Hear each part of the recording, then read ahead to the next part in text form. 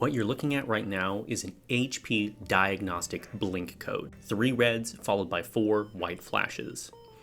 And for this particular model, it is telling us that there is a major issue with the power or the motherboard on this machine. And as it turns out, it's the CPU. And when the machine is in this condition, it won't do anything. It's virtually dead. This particular model is the HP EliteDesk 800G3 Micro 35 watt. It has an Intel Core i5-7500T, which is dead, 8GB of DDR4 memory, and no storage drive. Today, we're going to give it a few upgrades. We're going to put a 1TB Sabrent Rocket NVMe drive in here as our primary boot drive, a 256GB SATA 3 SSD as secondary storage, and we're going to replace that i5-7500 with a duplicate chip that we know works. And then when we're done, we're going to put Windows 11 on this machine. This is the front side of our EliteDesk 800G3. We have one USB-C, 2 USB-A, a headphone jack, an audio jack, and a power button. Along the back, we have 3 native DisplayPort connectors, 4 additional USB ports, a Kensington lock, our 1GB Ethernet port, and our power connector. To open this device up, we're going to flip this small locking tab here on the back and slide the entire front panel forward. And I really like to see that you can open this without having to use a tool to get inside the machine. And this is our first look in here. And we can see all of the engineering that went into this to make it a super compact device. This is our 2.5-inch bay on this device where you can slot something in. We have our RAM drive slots underneath this articulating fan, the CPU heatsink, and all of our other components. To start, we're going to remove part of this base plate for the 2.5-inch bay to access the Wi-Fi card in the NVMe slot underneath. You're going to undo these 2 screws and then lift that middle bracket up and out of place. From here, we can see our Wi-Fi card and antenna connectors and our single NVMe slot, which it does have the option to use both a full-size and a half-size card. We're going to undo this retention screw, slot in our 1TB Sabrent Rocket drive, and replace that screw. Then we're going to take out this fan and move it to the side, but you can keep the connector plugged in. We're going to take out our single 8GB stick of DDR4 memory, and we're going to insert these 2 16GB sticks, bringing the total to 32GB inside this machine. Now it's time to deal with that dead CPU.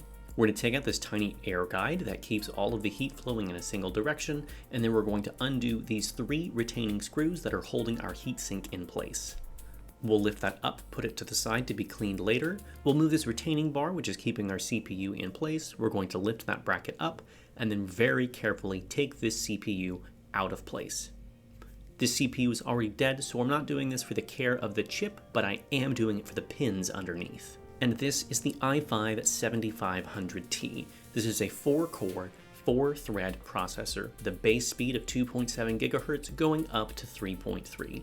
This is a good middle-of-the-road CPU even today, though it doesn't have some of those nice-to-see features that you have on modern processors. As an interesting note, this processor actually had the compatibility to go with boards supporting DDR3 or DDR4, depending on the configuration. Now it's time to put in our new CPU. This is not an upgrade, it is just a direct replacement swap. Same chip going right back into the same chassis. We're going to line up the little gold triangle with the triangle on the edge, and then very gently we're going to put that pressure plate back in place and lock the retaining bar underneath. Then we're going to put on some clean thermal paste. I like to do about a pea-sized amount, and take our recently cleaned heatsink and put it right back over top. We'll secure all 3 of those screws once again, being sure not to tighten each screw all the way down at once because you want that even distribution of pressure. Seat our fan back into the slot and move it down over the RAM. Then it's time to put that little cover back over top of the NVMe drive, securing it with those 2 screws, and we'll take our secondary drive, a SATA 3 SSD, and we'll slide that into the SATA 3 slot. You do have the option to secure it with retaining screws, but this device doesn't need it.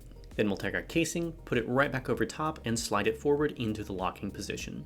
Then we'll connect our keyboard, our DisplayPort, and our power connector. We'll try turning it on once again, and this time, instead of the horrible beeping noises, we actually post and can get into the BIOS. And here we see again our new i5-7500T and our 32GB of RAM. This machine just needs a fresh install of Windows 11 and then it is ready to go back into service doing what it does best. And that's it. This HP EliteDesk 800G3 came to us just dead, not useful for anything, and with a few extra parts, it's faster than it ever has been. I'm really glad we were able to bring this platform back, and I really love the amount of flexibility they build into this tiny little machine. Let me know if you have any questions about any part of this repair or upgrade process and what you've done to bring your own machines back to life and into service.